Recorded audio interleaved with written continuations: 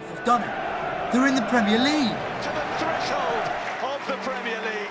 And the London legacy lives on through all walks of our lives.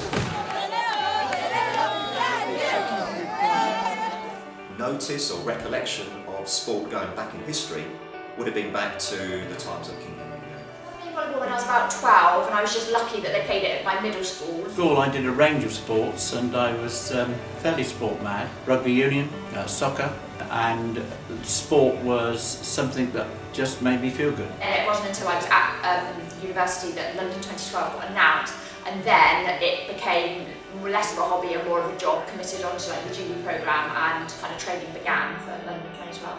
Sport started to get more organised.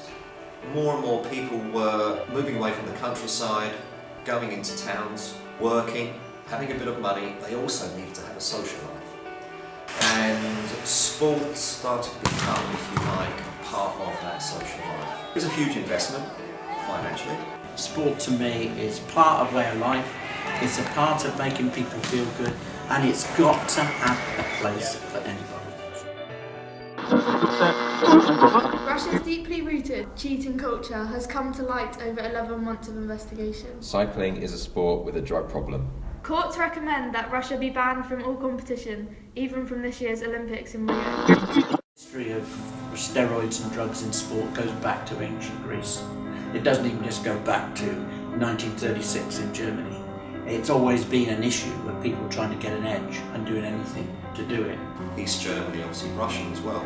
A lot of drug taking from the late 60s right through the 70s and 80s. A lot of people would say that Brazilian women are on drugs or like taking lots of kind of signs that perhaps they were. It's becoming more public knowledge now. But it went out from athletics. It started to come out in our media here through other sports, and more recently, Lance Armstrong. When it's gone into track and field, powerlifting, everywhere. Now it's in distance running.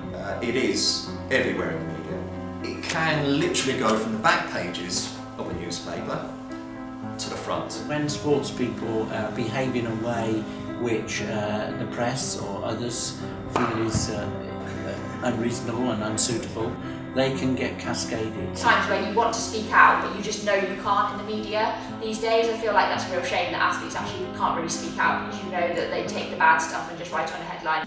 Yeah, I had a situation where I was getting loads of like abuse and stuff on Twitter, like leading up to London, like from articles and things like that. So and I couldn't handle it, because I was just like, I don't want anything to do with it, and it just is going to take up lots of energy, which I can't afford. Yeah, it does annoy you. Yeah, it did annoy me a lot. It's tough.